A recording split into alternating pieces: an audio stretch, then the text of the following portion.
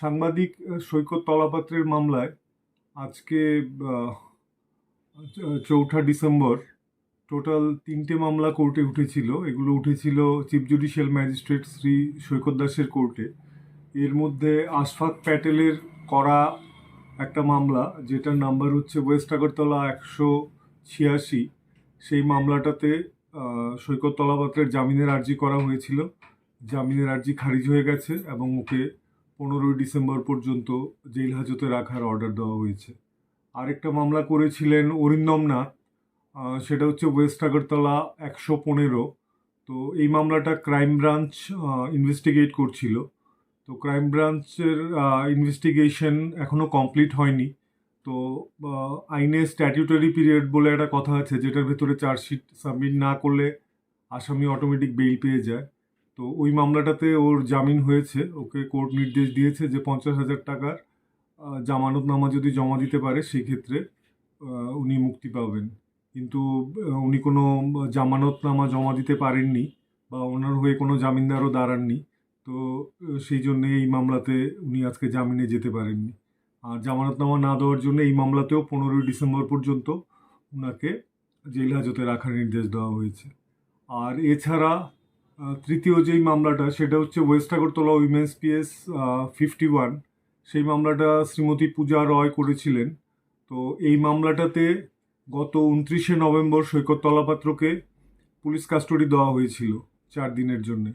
কিন্তু আনফর্চুনেটলি সৈকত তলাপাত্র 29 তারিখ রাত্রির দিকে উনি অসুস্থ হয়ে পড়েন, কারণ ওনার অ্যাজমেটিক প্রবলেম আছে।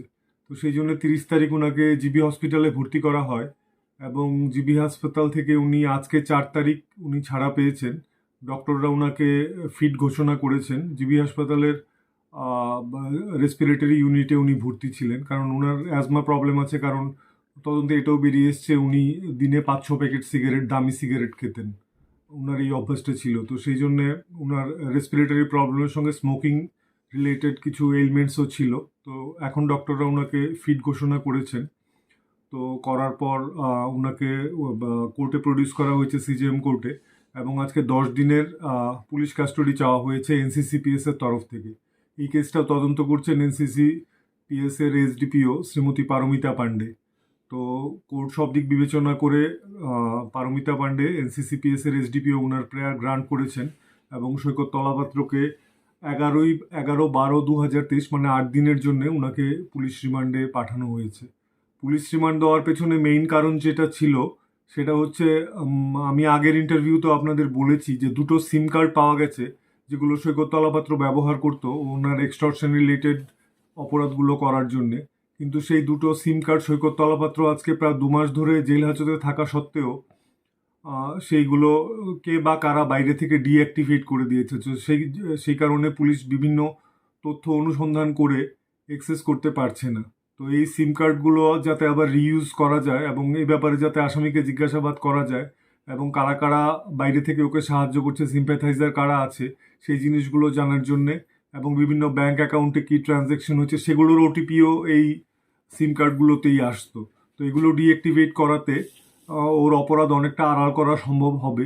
তো সেই জন্য পুলিশের ইনভেস্টিগেশন দরকার এবং এই গ্রাউন্ডে আদালত আজকে পুলিশ কাস্টডি গ্রান্ট করেছেন। তো ওনাকে আগামী 11/12/2023 আবার কোর্টে প্রডিউস করা হবে। আর এছাড়া 15 ডিসেম্বর পর্যন্ত জেল হাজতের অর্ডার হয়েছে।